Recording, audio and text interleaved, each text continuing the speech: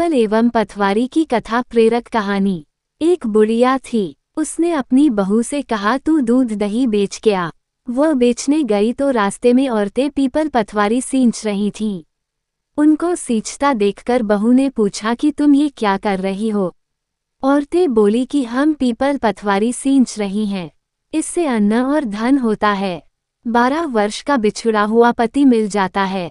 बहू बोली, ऐसी बात है तो तुम पानी से सींचती हो तो मैं दूध से सींचूंगी।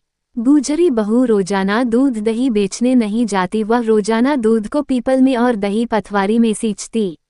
सास दूध दही का दाम मांगती तो कह देती महीना पूरा हो जाने पर लाकर दूंगी। कार्तिक का महीना पूरा हो गया। पूर्णिमा के दिन बहू पीपल पथवारी के पास जाकर बैठ गई। पथवारी ने पूछा, तुम मेरे पास क्यों बैठ गई। बहू बोली कि सासू दूध दही का दाम मांगेगी। पीपल पथवारी बोली कि मेरे पास क्या दाम रखा है, ये भरा डींडा पान पतूरा, इसको ले जा। बहू ने वही ले जाकर कोठरी में रख दिया और डर के मारे कपड़ा ओढ़कर सो गई। सासू बोली, पैसे ले आई बहू। बहू बोली, कोठरी में रखे हैं।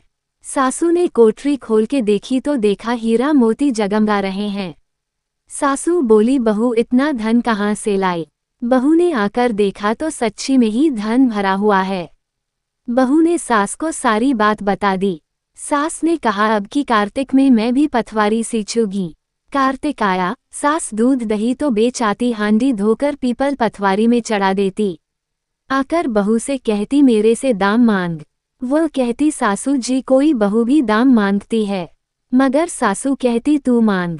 बहू बोली, सासू जी पैसे ले आओ, तो सास पीपल पथवारी के पास जाकर बैठ गई। पीपल पथवारी ने सास को पान पतूरा भरा डींडा दे दिया। उसने ले जाकर कोठरी में रख दिया। बहू ने खोलकर देखा तो उसमें कीड़े मकोड़े बिलबिला रहे हैं।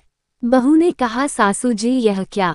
सास ने आकर देखा और बोलने लगी, पीपल पथवारी बड़ी दोगली पटपीटन है, इसको तो धन दिया, मुझको कीड़ा मकोड़ा दिया।